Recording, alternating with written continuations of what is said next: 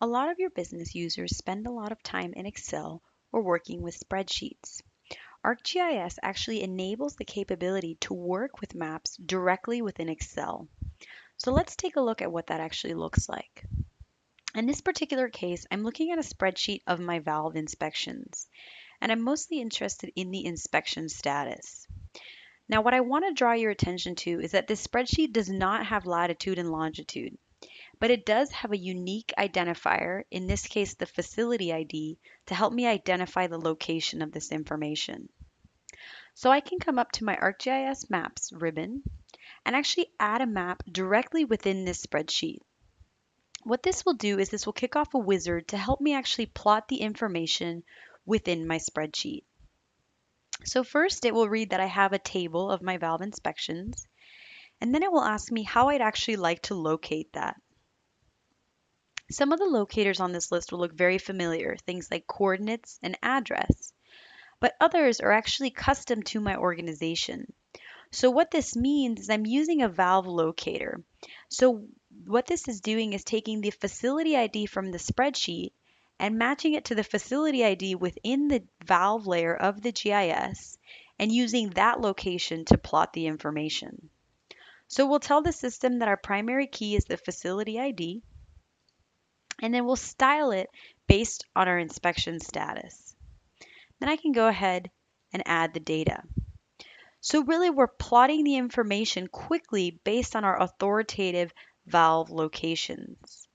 Now we have the ability to change some of these symbols. So in this case, I'm really interested in my 3 overdue inspections. So I'm going to give them a slightly more prominent shape so they're easier to see on the map. Now the map and the spreadsheet can interact with one another.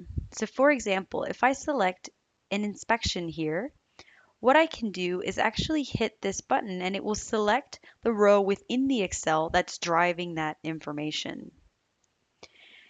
Now, let's say I wanted to filter the data within the Excel and see that reflected on the map.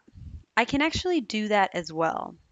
So I could come over to my inspection status column and simply filter by those overdue inspections and get immediate feedback on the map. So as your users work in Excel, they can visualize variations and patterns on a map simultaneously.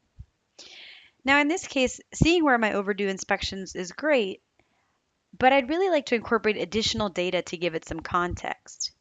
I can actually search my organization or my portal for additional information that I can add. So for instance, I can bring in my station series network and actually incorporate my lines to give me a little bit of context and start to build a map.